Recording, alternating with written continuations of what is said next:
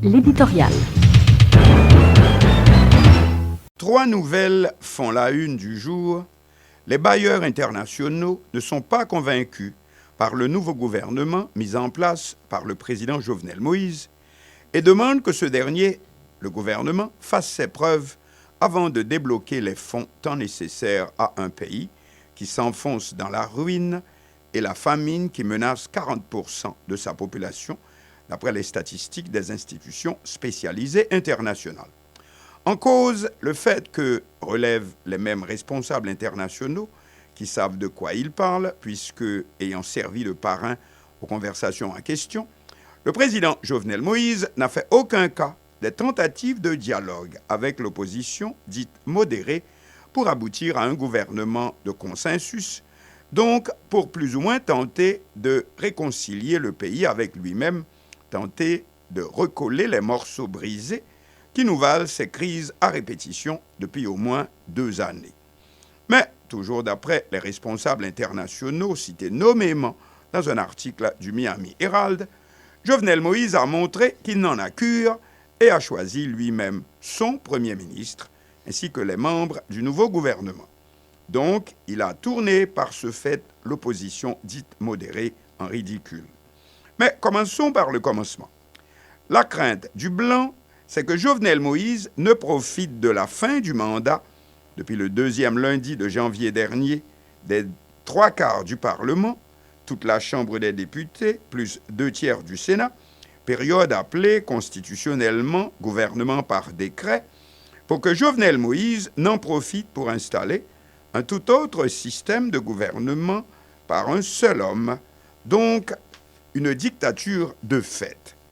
Voilà pourquoi, depuis lors, l'international, en tête les États-Unis, insiste pour la tenue des nouvelles législatives. Mais quand? Or, quelle est la deuxième nouvelle du jour? Lors d'une rencontre sous le thème « Dialogue communautaire », voici le président Jovenel Moïse qui aborde la mise au point bientôt du nouveau décret électoral. Et que dit-il? Laissons la parole à l'agence qui rapporte cette information. La rédaction. Comptant comme lui seul du dysfonctionnement du Parlement, le chef de l'État déclare que personne ne pourra l'empêcher de barrer la route aux candidats masculins lors des prochaines législatives et qu'il fera en sorte qu'il n'y aura que des candidats féminins dans 35 circonscriptions. C'est la Constitution qui demande qu'au moins 30% de femmes fassent partie des institutions de l'État. Et il en fera de même pour les municipalités, ainsi que les assemblées régionales, CASEC et les sénatoriales. Fin de citation.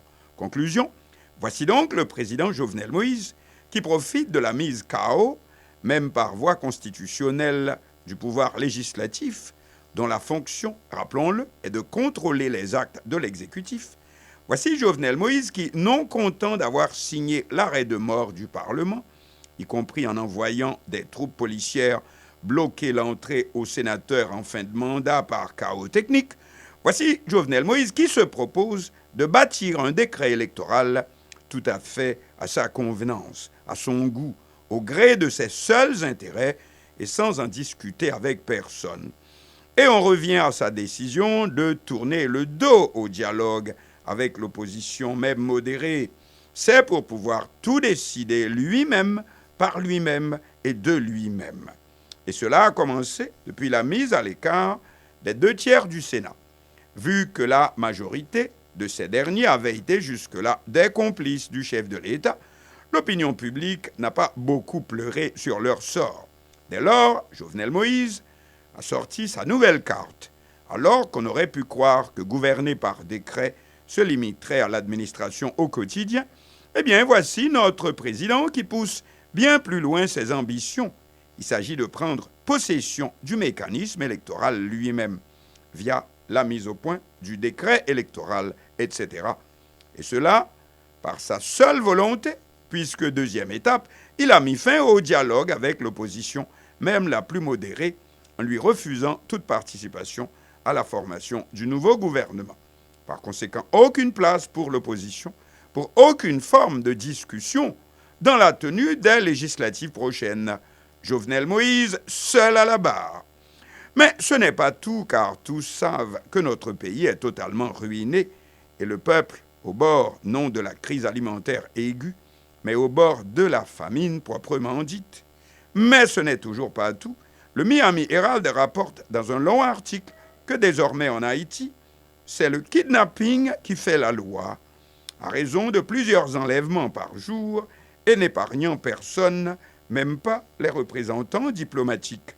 D'où la décision du département d'État de placer Haïti en état d'alerte 4, c'est-à-dire à ne visiter sous aucun prétexte. Même disposition annoncée par la France et le Canada.